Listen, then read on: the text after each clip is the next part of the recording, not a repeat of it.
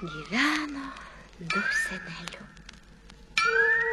Juodu eidavo kas rytas lygimo kirsti. Išeina juodu, o į kiemą ima ir atskrenda gulbelė, sparnelius padeda, pavirsta mergele, krosnį pakūrena, valgyti išverda, apmazgoja ir vėl išskrenda. Seneliams namai nerūpi, visados visa padaryta. Ir stebėdavosi juodu, iš kur toks geradaris atsiradęs. Vieną dieną senukas liko namie, atsigulė po kubilu ir laukia, kas ateis. Tik žiūri, atskrido gulbelė, pasidėjo sparnelius, virto mergele ir išėjo vandens. Senukas ėmė ir sudegino sparnus. Grįžta mergelė su vandeniu, žiūri, nėra jos sparnų. Pradėjo raudoti, graudžias ašarėles lieti, gaila tėvo, motinėlės, gaila mylimo bernelio. Taip ir liko mergelė pas senelius. Kartą netoli medžiojo karalius ir pamatė tąją mergelę. Mergelė jam labai patiko ir jis sako senukui: aš tau duosiu 1 000 000 pinigų, tik man ją atiduok. Ką darys senelis? Ėmė ir atidavė. Parsivežė ją karalius, parsivežęs vedė ir po kiek laiko susilaukė sūnaus. Vieną dieną išėjo karalienė su sūneliu į sodą.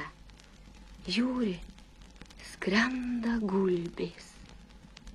Pats pirmutinis skrenda jos tėvas ir gieda.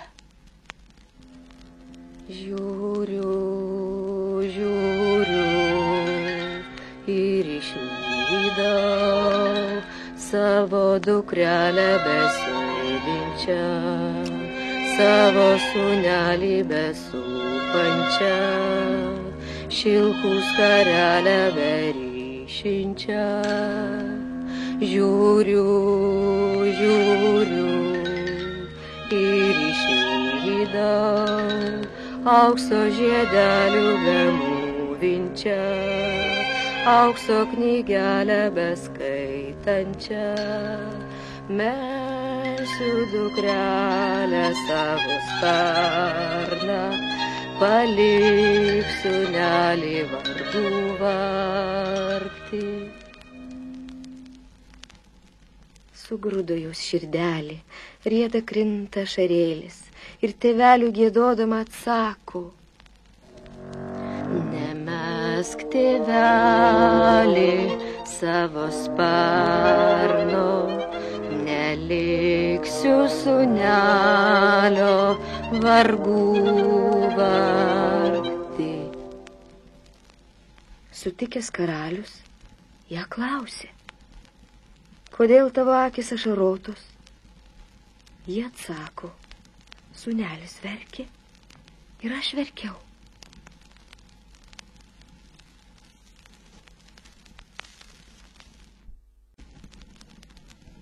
Kitą dieną ir vėl tas pats. Motina skrenda ir vėl taip pat gieda. Paskui skrido brolis, sesuo ir tą patį visi giedojo. Karalienė jų nė vieno nepaklausė. Pagaliau žiūri, skrenda josios bernelis ir gieda. Žiūriu, žiūriu ir išvydau savo mergelę besėdinčią, savo sūnelį besūpančią, šilkų skarelę beryšinčią. Žiūriu, žiūriu ir išvydau aukso žiedelių bemūvinčią, aukso knygelę beskaitančią. Mesiu mergelę savo sparną, palik sūnelį vargų vargti. Ji nebetvėrė ir atsakė: numesk, bernelį, savo sparną, liksiu sūnelį vargų vargti. Bernelis numetė jai sparną, ji ir išskrido.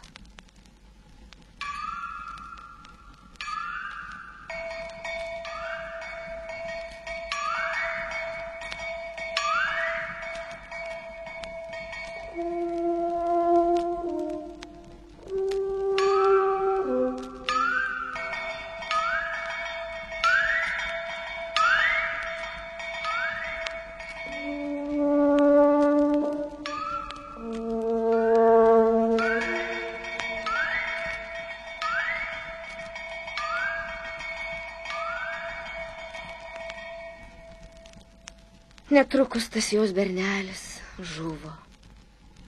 Ji ir vėl neturi paguodos, o karalius, jos nesulaukęs, vedė laumę raganą.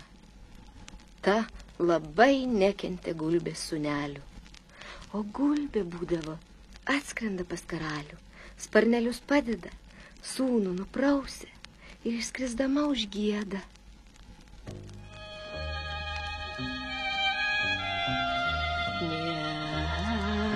Ponios, miega ponai, miega ponios, miega sargės, miega sargai, miega sargės, mano sūnelis panaktinis, gale kojų gulėdamas, gailias ašarėles lieja.